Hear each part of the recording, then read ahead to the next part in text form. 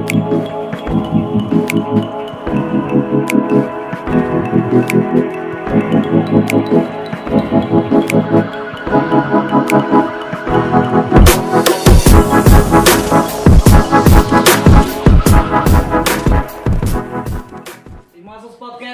Simasos, selamat siang. Kali ini saya bersama Kak Haris, ya, Direktur Wahid. Apa kabar Kak? Kabar baik, alhamdulillah. Alhamdulillah baik. Jadi beliau ini sudah dari tadi datang, saya terlambat sebenarnya. Kali ini kita duduknya di Otista ya, Jalan Otista di Kota Palu sendiri. Kemungkinan ada beberapa hal yang nanti kita coba diskusikan dengan Kak Haris sendiri selaku Direktur Wahid. Kebetulan Kak Haris ini juga termasuk kakak saya di himpunan mahasiswa sosiologi.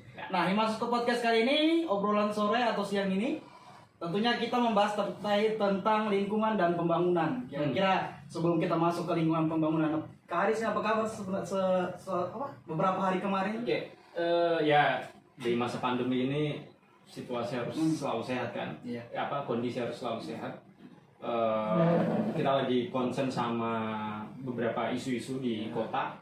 Khususnya ya isu-isu lingkungan hidup ya, soal Kota Palu, bagaimana penebang pohon yang sedang marak terjadi di kota, di jalan-jalan Kartini biasa. Jalan Kartini, Anoa, Suprapto, beberapa. Sebelumnya ada di Taman Nasional ya, yang bundaran di Hasanuddin yang ditebang oleh pemerintah. Iya kan, ya marak itu. Ya, soal penebangan pohon kan sering isunya sering maju. benar. Dan Kalau di Kota Palu sendiri, sebagai sebuah kota, penebangan pohon itu merusak akal sehat manusia yang hidup di kota ya. akal sehat Ya. sehat manusia. Akal sehat manusia karena sebuah kota itu harusnya dibangun dengan satu wilayah yang mengedepankan lingkungan hidup gitu. Kalau kita lihat ke kota-kota besar itu menjadi sesuatu yang sangat wajib dibangun ya. Pembangunan itu selalu berdampingan dengan lingkungan hidup gitu. Kota-kota besar seperti ya di Indonesia ada banyak ya. Surabaya itu wali kotanya juga belajar bagaimana membangun kota dengan Di Surabaya lingkungan hidup. Jakarta juga, meskipun Jakarta mengganti pohon dengan pohon buatan gitu. terkait ini kemarin soal pembangunan katanya penting dalam mengatur tata wilayah kota. Nah, ada jalan-jalan yang harusnya menjadi jalan perlu diperbaiki, dia punya pembenahan. Nah, kira-kira menurut Pak Haris sendiri gimana?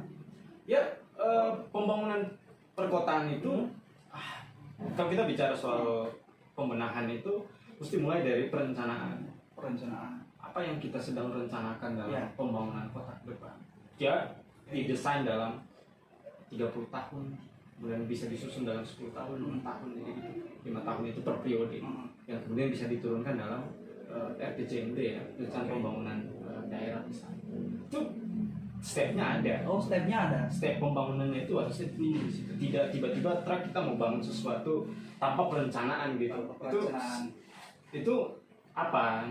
Mahasiswa pun yang belajar di semester awal, karena di mahasiswa bikin pasti diajar bikin perencanaan kan? Harus perencanaan. Apa rencana kerja 1 tahun gitu. Nah, apakah ini masuk? Nah, maka pembangunan kota ini mau direncanakan kota Palu atau pembangunan di Indonesia ini mau dibangun seperti apa dalam 30 tahun ke depan gitu. Apa yang kita mau bayangkan? Kota ini atau Indonesia ini mau dibangun dalam misalnya di masa, kalau kita belajar apa perencanaan yang dibangun oleh pemerintah sebelumnya, misalnya di masa Susilo Bambang Yudhoyono presiden, dia membangun namanya MP3I, Master Plan Pembangunan. Ya kan, MP3I dia sebut. Lalu Jokowi bikin tagline juga tagline untuk pembangunan kotanya juga. Jadi artinya apa? Semua presiden ini punya tagline pembangunan yang dia rencanakan gitu. Nah, MP3I ini punya bayangan untuk bagaimana connecting antara wilayah-wilayah yang terbatas, wilayah-wilayah untuk secara transportasinya gitu, terbatas, itu dia sambung. Connecting itu juga berkaitan dengan ekonomi, bagaimana dia membayangkan ada perpindahan barang yang bisa dilakukan dalam waktu cepat gitu. Misalnya tambang di Morowali itu bisa secepat mata memandang begitu, itu bisa pindah di Cina misalnya. Karena sumber pembiayaan ada di Cina itu. Jadi connecting ini untuk itu. Jadi artinya apa? Dia harus bangun pelabuhan-pelabuhan besar, dia harus buka lapangan terbang yang besar gitu. Jadi ada perencanaan gitu. Itu yang saya mau bilang. Di Kota Palu di Sulawesi Tengah kita punya perencanaan apa? Kita punya wilayah maritim yang luas. Kemudian kita punya daratan paling luas di Sulawesi. Kita punya hutan yang sangat besar. Kita punya daratan yang juga cukup besar. Artinya kita punya perencanaan yang harusnya memperhitungkan seluruh aksesibilitas wilayah-wilayah ini, hubungannya juga sama ekonomi gitu. Nah, itu yang sebenarnya mesti direncanakan. Tapi kalau kita lihat hari ini, kritik kita terhadap pemerintah hari ini itu yang gagal dilakukan kan? Ya. Pemerintah gagal membangun satu perencanaan yang baik dan pembangunan wilayah kita. Misalnya di Sulawesi Tengah ini wilayah-wilayah mana sih yang sebenarnya dijadikan wilayah penyedia pangan misalnya? Lumbung pangan, misalnya Sigi, Barimo, apalagi Poso, atau apa tuh jumlahnya. Wilayah-wilayah ini atau Toli-Toli misalnya yang secara pengelolaan sumber daya alamnya itu harusnya mau dijadikan apa dia? Apakah dia penyedia lumbung pangan atau dia wilayah industri? Nah ini tidak jelas gitu loh. Di Morowali juga ada wilayah pertanian pangan, tapi di waktu yang sama wilayah-wilayah itu juga dibangun untuk pertambangan. Di Morowali Utara juga yang punya sumber daya besar untuk penyedia pangan, tapi dibangun juga ada 16 izin usaha perkebunan sawit di sana. Di Parigi Motong juga yang wilayah untuk pertanian pangan seperti padi, kakao dan lain-lain itu dikonversi juga menjadi perkebunan sawit, ada izin kurang lebih 10 izin perkebunan sawit di sana. Kemudian sekarang ada perencanaan mau bikin tambang di sana. Jadi banyak isu kekacauan dalam perencanaan itu terjadi sekali, dan IMASOS sebagai organisasi mahasiswa yang punya konsen untuk membicarakan itu menarik sekali. Ya, sudah bukan Himasus, tanggung jawab kita bersama selaku yang paham terkait problematika sosial yang saat ini terjadi di Kota Palu. Nah, kalau soal ini Kak, terkait ini saya sempat dengar kalau ternyata yang sering terjadi yang didapatkan di lapangan, utamanya para aktivis lingkungan, mungkin Wali sebagiannya terkait ini.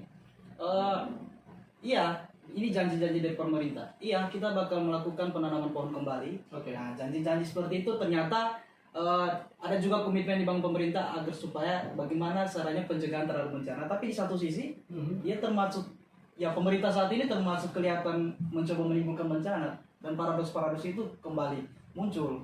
Kira-kira menurut Kakak Haris ini selaku direktur ini yang saat ini sedang berperan sebagai pemerhati lingkungan ya. Nah, ada tidak solusi, ada alternatif untuk pemerintah saat ini?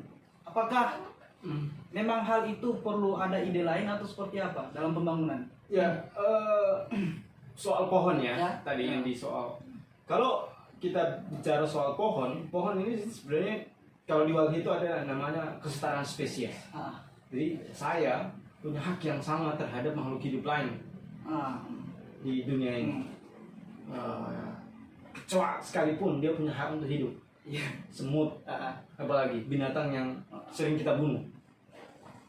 Banyak ya? Banyak sebenarnya, nyamuk. Banyak sekali sebenarnya, dan kita kadang-kadang menganggap mereka sebagai hama ya. Nah, tapi di balik itu mereka punya hak untuk hidup. Gitu. Jadi ya kalau kita bicara secara religius bahwa mereka diciptakan pasti punya punya manfaat buat orang yang hidup gitu ya. Entah jadi apa, kita masih belum tahu apa yang penting untuk bisa pemanfaatan terhadap tapi di Walhi itu mengakui bahwa seluruh makhluk hidup itu punya hak untuk hidup.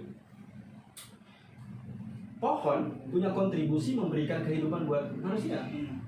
Dia dalam riset satu pohon itu bisa menghidupi 10 orang manusia. Ya kan? Selain itu, akar-akar pohon itu bisa menjadi catchment area, dia bisa menangkap air di bawah tanah ketika terjadi hujan yang lebat gitu. Kalau dia ditebang, artinya dia membunuh peradaban. Iya kan? Iya. Karena 10 orang tadi itu harus kehilangan udara gitu. Harus kehilangan karena karbon dioksida itu kan dilepaskan oleh kendaraan, oleh rumah tangga dan lain-lain ya, oleh industri. Maka pohon-pohon inilah yang menangkap karbon dioksida itu berubah menjadi oksigen. kemudian dia melepaskan oksigen ya, Oksigen ya. untuk Oksigen. konsumsi oleh Ah. manusia gitu. Nah, kalau kita lihat kota-kota besar, kalau kau bisa lihat, bisa nonton di YouTube, Iya, oke.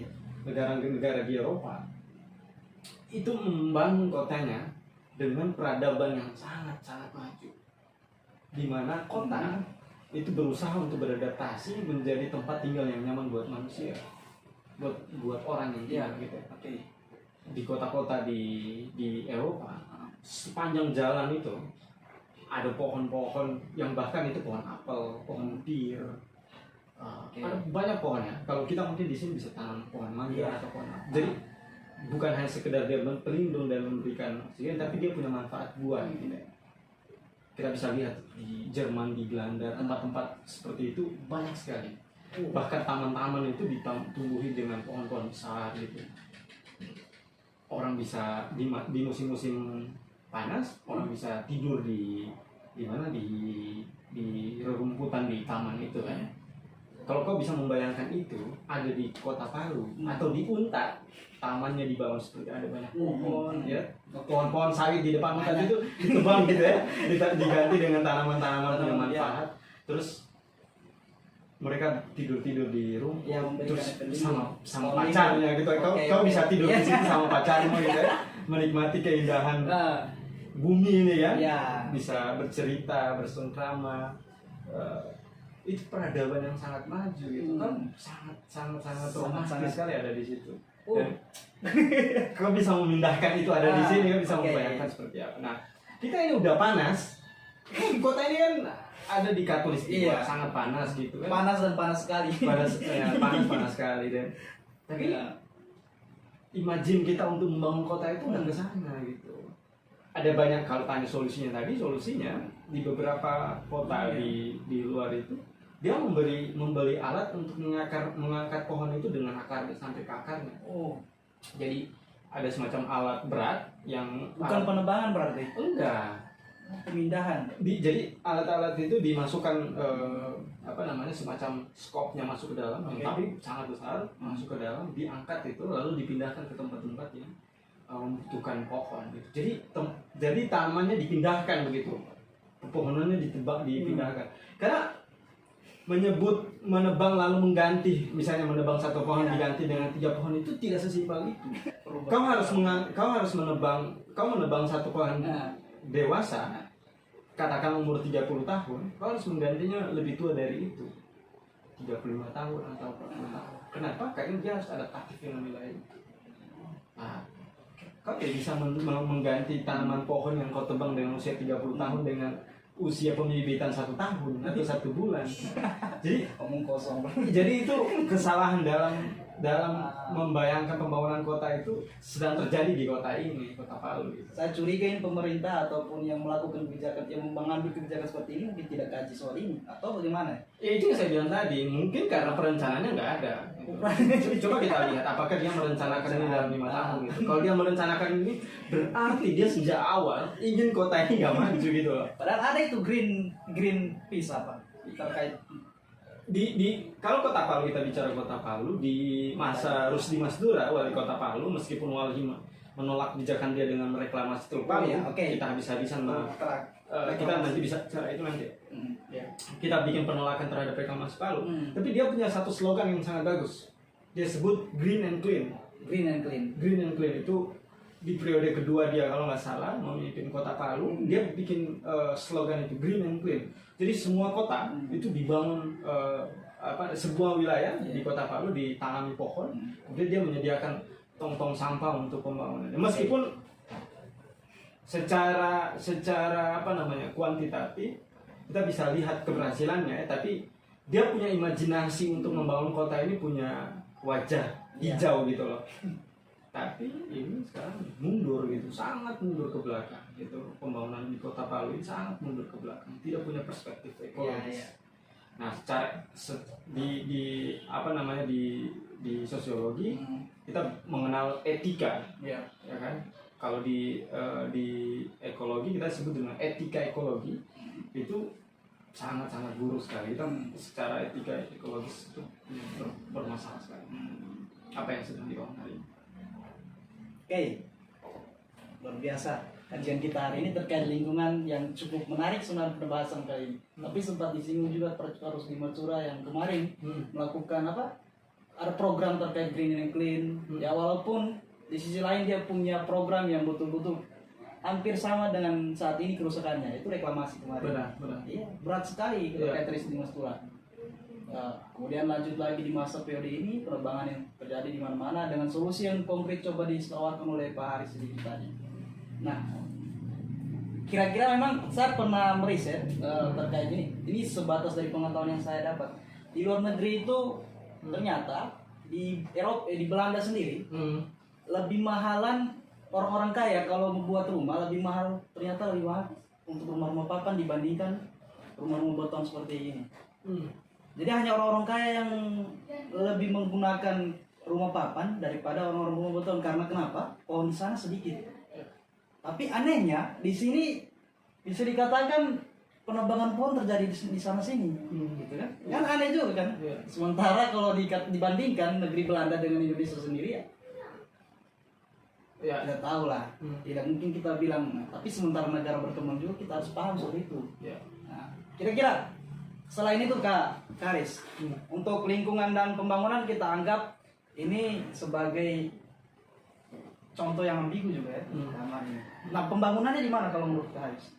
Kan tadi terkait lingkungan. Apakah pembangunan ini dengan cara menebang pohon itu merupakan suatu pembangunan? Saya tidak bisa bilang itu pembangunan, itu penghancuran namanya.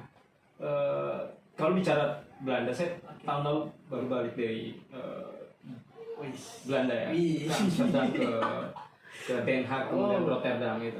Seandainya duluan ketemu mungkin saya bisa oleh berangkat. Boleh, masih ada oleh-oleh juga. Jadi di Belanda itu menjajah kita 350 tahun. Kalau kamu ke Belanda, kamu masih bisa melihat ada sejarah, ada historis yang menggambarkan Indonesia begitu kuat di Belanda. Di Belanda? Ya. Jadi rumah-rumah di sana yang usianya tua itu ditulis di rumahnya itu tahun dibangun, di mana dia dibangun. Ada dibangun 1892, ada yang dibangun 17 sekian, tahun 1700-an, 1800-an sampai 1900. Apa menandakan tahun itu menandakan bahwa rumah-rumah itu dibangun di masa di mana mereka sedang menjajah Indonesia. Apa yang saya mau bilang bahwa seluruh bahan baku dalam proses pembangunan itu diangkut semuanya dari West Java, dari Jawa, dari Malukas, dari Maluku, dari Borneo, kayu-kayunya ya. Ini menandakan bahwa memang Belanda begitu menghargai seluruh proses pembangunan yang mereka lakukan gitu. Kita bisa lihat batu-batu merah yang mereka bangun itu di sana bangunannya kan tidak di plaster seperti rumah seperti saat ini di gedung ini misalnya di plaster gitu ya. Jadi batu-batu merahnya itu diperlihatkan pada orang sebagai satu monumen bahwa mereka pernah ke Indonesia dan mengambil tanah kita bahkan ya. Jadi batu-batu merah itu terlihat dengan jelas, kayu-kayu dengan usia ribuan tahun itu masih dengan kontur yang sama gitu ya, hanya terus diperbarui saja dengan cat terus yang bisa kuat. Bahkan saya bertemu dengan satu parlemen anggota parlemen Belanda dari Partai Hijau Kiri, Partai Hijau Kiri di Belanda, namanya Susan Kruger. Mungkin dia bisa nonton YouTube. Saya tahu sampai ke sana juga. Karena yang dinonton dunia nanti ini. Dari Susan Kruger. Terus kita dapat di satu gedung di mana pertama kali Belanda memutuskan untuk menjajah Indonesia. Jadi Susan cerita sebelum kita rapat dengan dia bilang bahwa, hey, kalian tahu rapat yang kita pakai untuk duduk ini adalah rapat di mana tempat di mana para penjajah itu datang ke Indonesia untuk mulai menjajah. Terus di pintu kita masuk itu tertulis dalam bahasa Belanda, saya terjemahkan, dia bilang ada sesuatu yang besar di Hindia. Hindia itu sebutan untuk Indonesia. Oke. Jadi ada sesuatu yang besar di India itu. Jadi itu semacam tagline yang dipasang di pintu masuk menuju ruangan itu. Terus di sekitarnya itu ada perapian, karena misalnya kalau musim dingin perapian kan masih dibiarkan tua seperti itu. Jadi ruangan itu ruangan tua di mana mereka pakai untuk rapat di masa itu.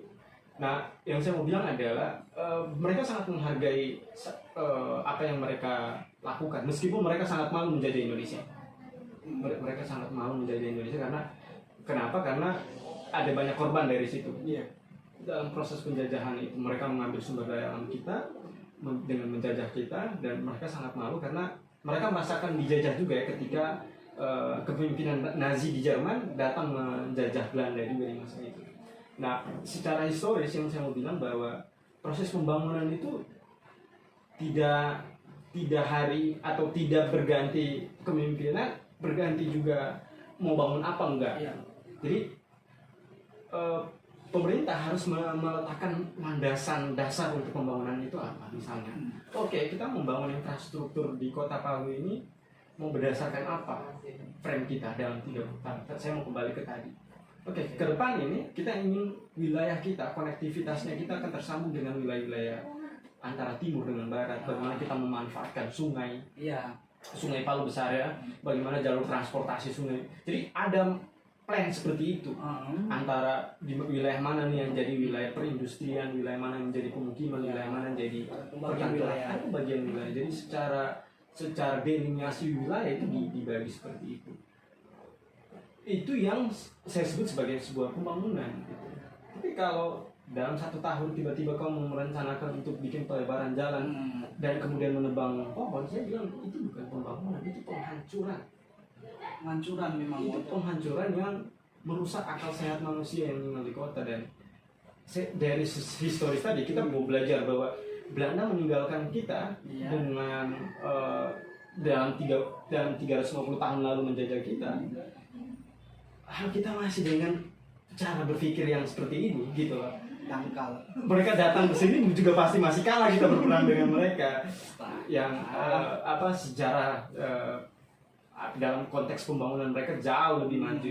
Ya tentu kita nggak bisa menyamakan itu dalam beberapa istilah, itu bukan apple to apple gitu antara Belanda dan. Tapi yang saya mau bilang adalah kita harus berkaca pada negara yang paling maju gitu, yang peradaban yang paling maju gitu. Iya memang. Saya bukan bilang peradaban kita nggak maju, tapi saya mau bilang bahwa sejauh ini kita masih tidak mengembangkan apa yang menjadi keuntungan kita secara sumber daya alam gitu. Kita punya sungai, kita punya wilayah-wilayah yang secara infrastruktur masih sangat potensial untuk dibangun. Nah, terakhir nih, Maris. Tadi kita sempat singgung soal reklamasi. Oke. Nah, Wahyu kemarin bagaimana soal reklamasi? Kan menolak kemarin. Iya. Ya ini menarik. Sebelum itu saya mau bilang bahwa secara sosiologi saya sangat berharap memang kampus itu bisa menjadi bagian dari upaya untuk menyadarkan publik luas. Sebenarnya memang seperti itu. Sosiologi, ilmunya mengkaji soal-soal yang berkaitan dengan apa yang sedang terjadi di masyarakat hari ini, realitasnya, dinamikanya seperti apa. Kemudian membuat dia bisa dipahami oleh orang luas bahwa problemnya ini, problemnya yang sedang terjadi di sini, maka solusi yang harus diambil seperti ini, itu harusnya upaya seperti itu. Nah, saya senang sekali ada proses ini. Nah, kalau kita bicara reklamasi Teluk Palu, proses ini sudah berhenti gitu, dan kita sangat bersyukur sekali ada upaya untuk menghentikan ini sejak dilakukan oleh pemerintah kota, karena tentu kalau itu tidak terjadi, kau bisa membayangkan apa yang akan terjadi pada warga-warga yang tinggal di wilayah itu ketika reklamasi terjadi sebelum gempa. Iya kan, ketika gempa dan tsunami menerjang wilayah pesisir itu, ketika kalau reklamasinya sudah dibangun gitu ya, akan lari kemana orang-orang itu? Dibangun hotel, dibangun penginapan, dibangun rumah sakit di Teluk Palu yang sudah jelas-jelas tuh itu sejak perdanya ditetapkan, dia ditetapkan sebagai zona rawan bencana gitu. Tapi di waktu yang bersamaan Rusdi Masturo juga membangun itu untuk jadi reklamasi. Nah ini saya pikir kritik-kritik yang bagus dari kampus gitu untuk upaya untuk melihat ulang perspektif yang kita mau bangun ulang, untuk bisa melihat bagaimana pembangunan kota, bagaimana perencanaan kota yang lebih baik secara sosiologis gitu. Nah, sebenarnya yang paling dibutuhkan dalam satu pembangunan ini adalah partisipatif, keterlibatan publik luas, ya kan? Karena sosiologi itu kan belajar soal hubungan interaksi gitu ya, hubungan timbal balik antara komunikasi antara pemerintah dengan masyarakatnya gitu ya, interaksi. Nah itu tidak terjadi ya kalau kita bicara kelompok individu mediasi lah minimal. Itu yang sebenarnya kurang dilakukan oleh pemerintah dalam merencanakan satu pembangunan gitu. Sosialisasi misalnya. Ya, apa yang benar-benar disosialisasi di kota ini dalam proses pembangunan? Apakah pohon itu sebelumnya disosialisasikan di publik? Ada loh ternyata ulura di sekitaran Jalan Kartini ya. Itu ternyata masih ada loh yang belum tahu. Kemarin siapa yang buka kemarin ya? Siapa ya? Di ini podcast Palu.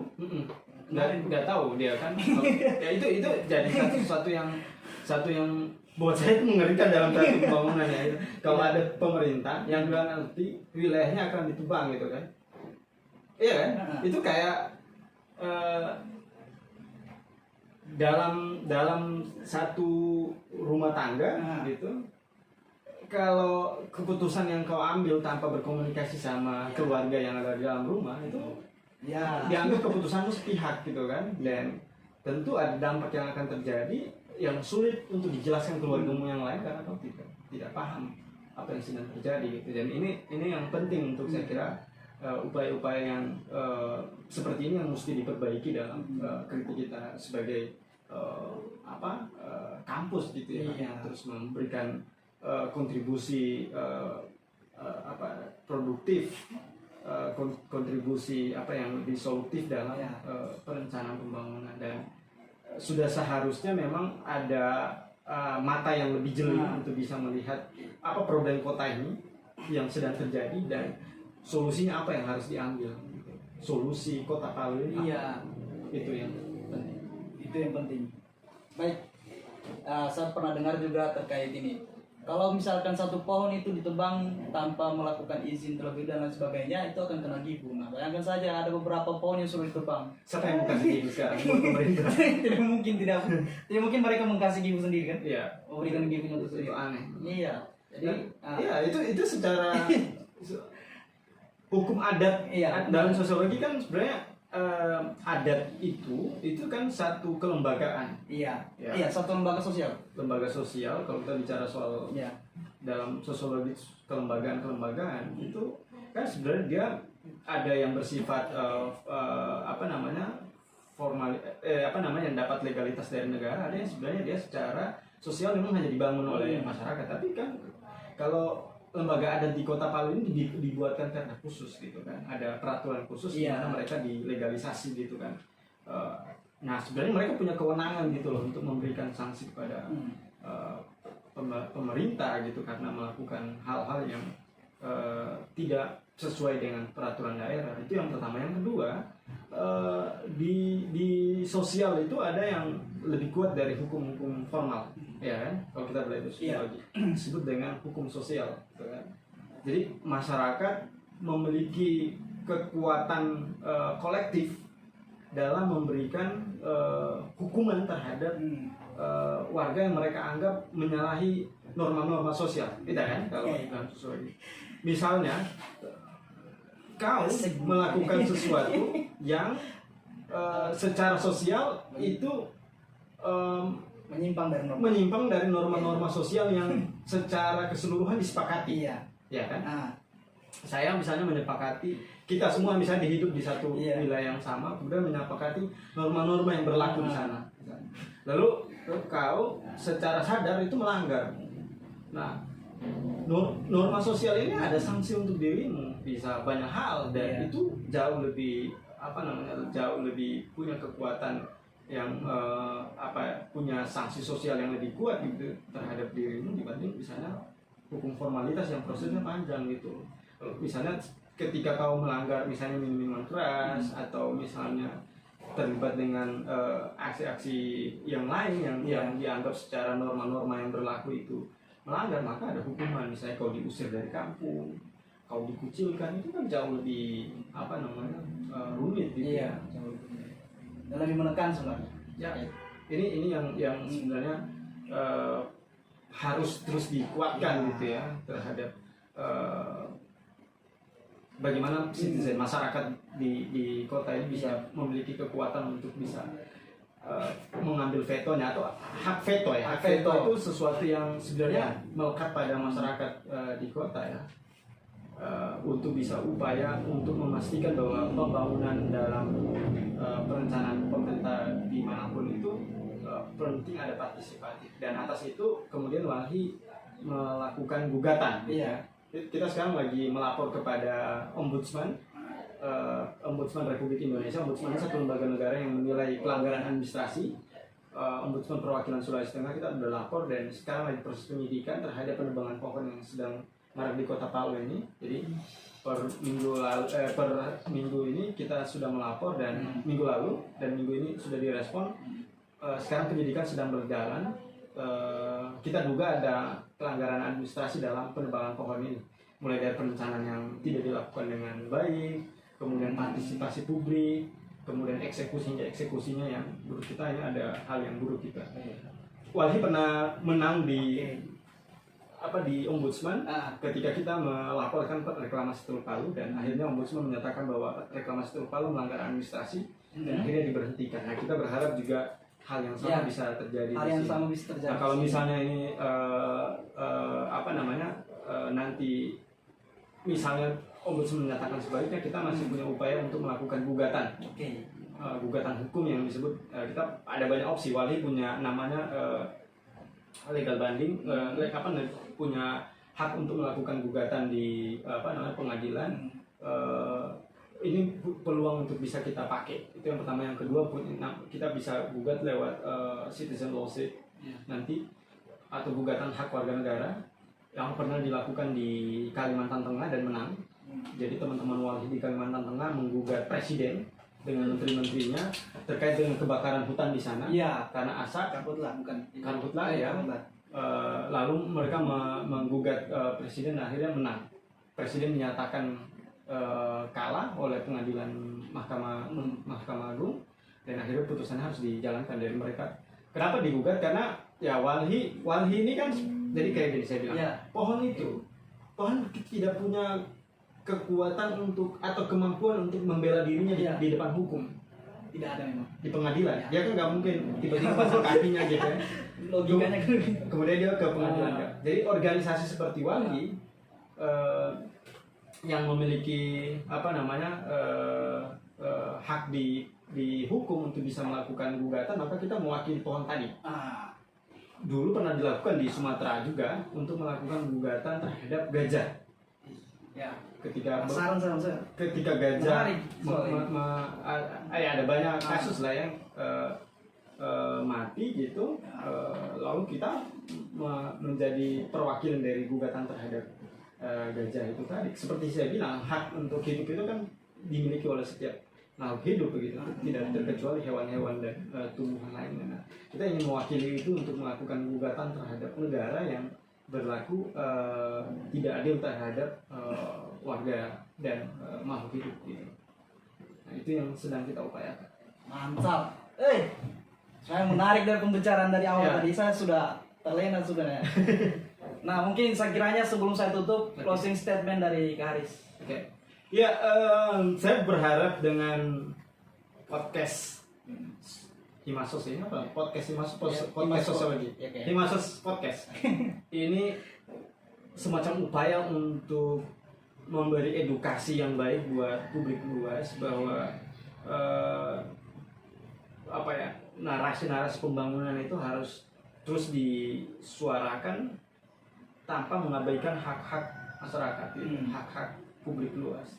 Dan sebagai akademisi di kampus yang punya konsen terhadap masyarakat, kolektif masyarakat, komunitas, organisasi dan lain-lain, sosiologi punya ruang dan punya konsen pendidikan di situ gitu.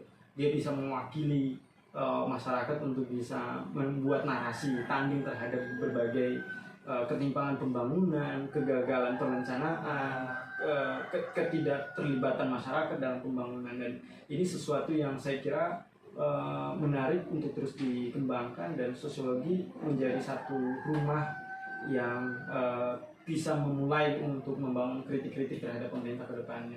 Saya berharap ini kampus bisa lebih maju lagi untuk bisa menjadi bagian dari kritik terhadap pembangunan ke depannya. Kampus harus di bumi, bukan di langit. Oke.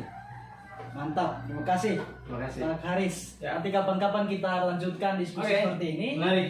Ya, karena juga ternyata Kak Haris ini juga merupakan senior saya Ya. yang ada di Maso sendiri. Nanti kita Ya. di lain waktu bisa kita sharing-sharing untuk dan memberikan pesan terhadap maba 2020 yang nantinya akan masuk di himpunan mahasiswa. Terima kasih untuk seluruh penonton. Jangan lupa subscribe channel kita Mahasiswa Sebentar dan juga follow akun Instagram maupun Facebook yang ada di bawah layar. Selamat sore dan salam bensam.